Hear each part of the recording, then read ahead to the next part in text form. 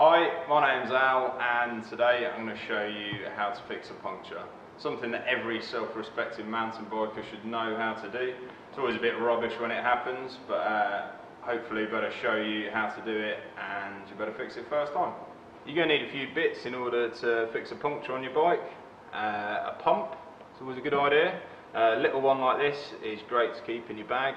Beware of going too small though, because smaller pumps just take ages to inflate a big mountain bike tyre. New tube, always the best way to go, but you can always patch the tube using a traditional kit like this, or some glueless patches. I tend to think these are a bit of a temporary fix though. Personally, I'd rather replace the tube or use a traditional patch. You'll need some tyre levers to take off your tyre if it's particularly tight. Hopefully you'll just be able to use your hands, but it's always good to have them if need be. If you manage to rip your tyre, a tyre boot is always handy to have, good thing to have in your pack, doesn't take up much room, could help you get home if you put a big gash in your tyre. Little screwdriver's handy to pick stuff out of your tyres, thorns, glass, whatever you might find.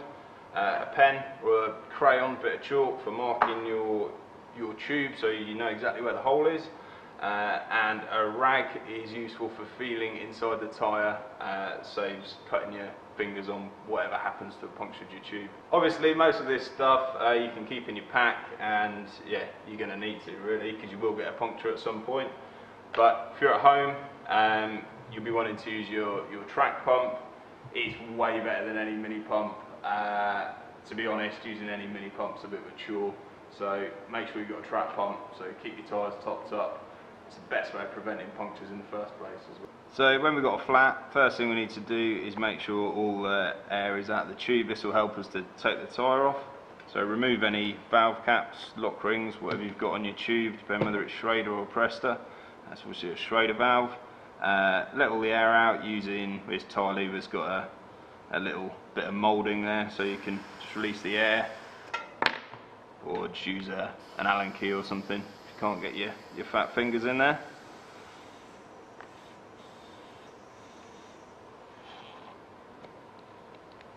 You'll be able to get most mountain bike tyres off most mountain bike rims by hand. It's the best way to do it. You're less likely to cause any damage to the tube or anything else for that matter. So this one comes off super easy. Just whip the tube out. If your tyre is a bit on the tight side, then you will have to use tyre levers. Pop the first one next to a spoke by the valve, secure that on a spoke. Get your next tyre lever, a few centimetres along, pop it under the bead, and in most cases you'll just be able to run the tyre lever around and remove the bead, I'd say. If your tyre is tight and you can't get it off, and you don't have any tyre levers, or you're just being stubborn and just want to use your hands, then the way to do it is to pull the tyre around, moving any slack to the bottom, and then it should come off really easily. Like so. Now we've got this first bead of the tyre off the rim. We can take the tube out. We can leave the other bead mounted on the rim at all times, there's no need to take it off. Just grab the tube above the valve, pull the valve out of the rim, take the tube out. What we're going to do is we're going to leave it orientated in the same position, so when we find the hole we can match it up against the rim, and hopefully we'll find the offending object quicker than we would if we were just feeling around inside the tyre.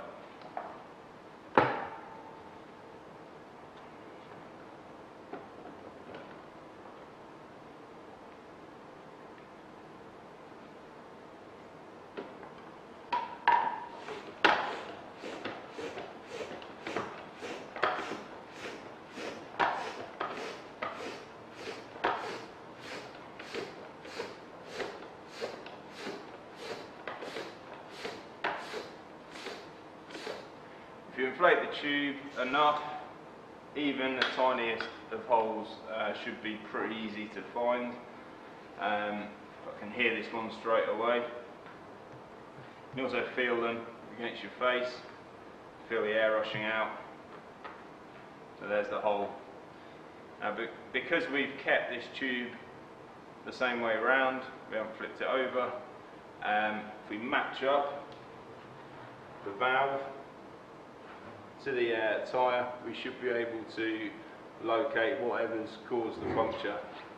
I will mark the hole with a pen or a crayon, bit of chalk, whatever you've got.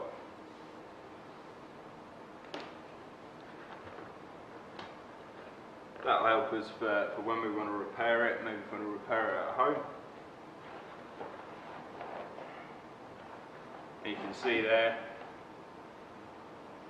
that there's a bit of wire stuck in the tyre, which is obviously what's caused the puncture. So to get that out, if you can't get it out with your fingers, just pick it out with a small screwdriver.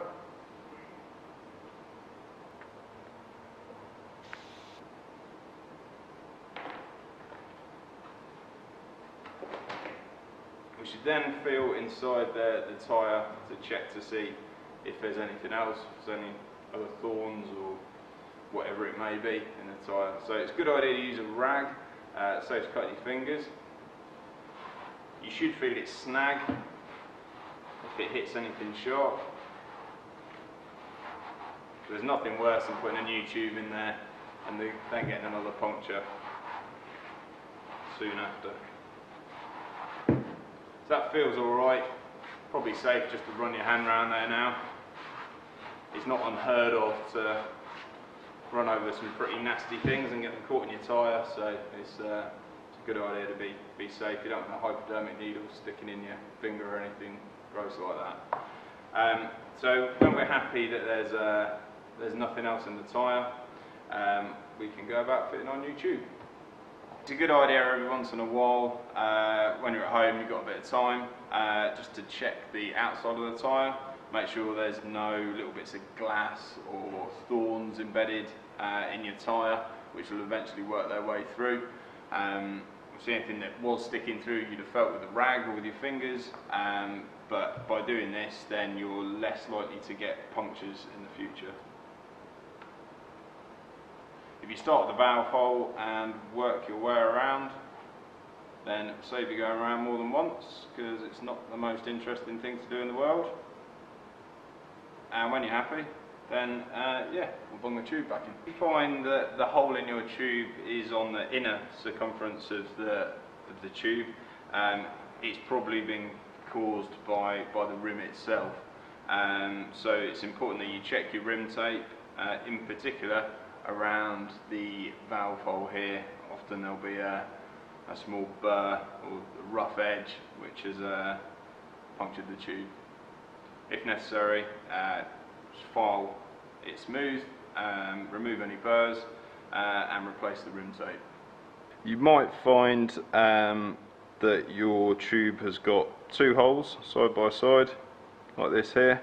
That usually indicates that it's an impact puncture, where you've hit a rock or something, and the tyre and the tube have been squashed against the rim, and it'll leave two slits like that. It's referred to as a snake bite. So yeah, tube's generally screwed if that's the case, because the holes are pretty big. Patches might not hold. It's also worth checking for any damage to the tyre, because there's a chance that could be damaged too. If you've managed to put a big gash in your tyre, one of these tyre boots from Park comes in very handy to get you home. If you've not got one of these, you can maybe rip a bit off your box for your tube. That will help to seal the hole between the tube and the tyre, stop the tube herniating out of the hole. If you haven't got that, you're just going to have a look in the bushes. Okay, so we're totally happy that there's no sharp objects stuck in the tyre anymore. So we can fit on new tube.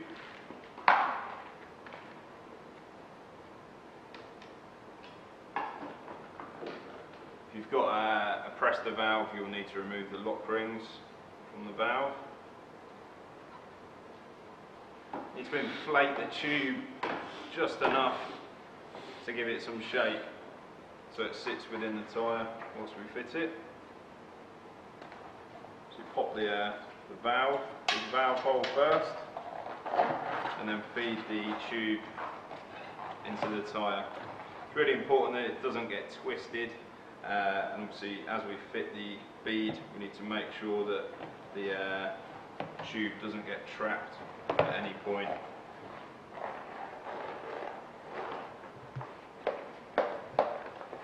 You'll probably be able to pop it on by hand, like so.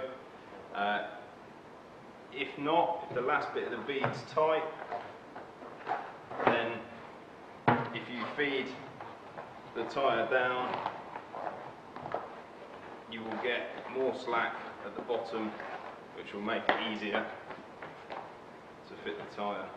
But yeah, this one goes on really easily. Once it's on, it's important to check that there's no trapped tube on either side. You should be able to see rim tape in there. If you can see any tube, then chances are when you inflate it, it's going to go bang. So make sure it's not trapped. Go all the way around. Make sure the valve's sitting nice and straight, and then we can inflate it. Alright, so with the tyre on there, tubes properly installed, not trapped or twisted in any way, we can pump it up.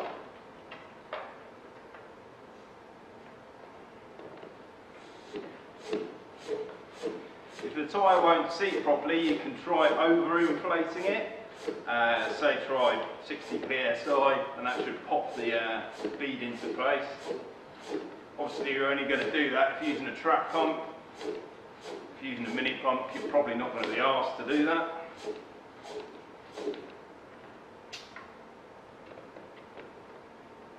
You need to check all the way around to make sure that there's an even gap between the top of the bead here and the rim, to make sure it's seated properly. Check both sides. All looks good. Give it a little spin to make sure there's no big up and down movement, which will probably indicate that it's not sitting on the rim properly. And that is about your lot. Pop the valve cap on. You've got to press the valve. Don't forget the lock ring. It's ready to go back on the bike. Get back on the trails. Cheers. See ya.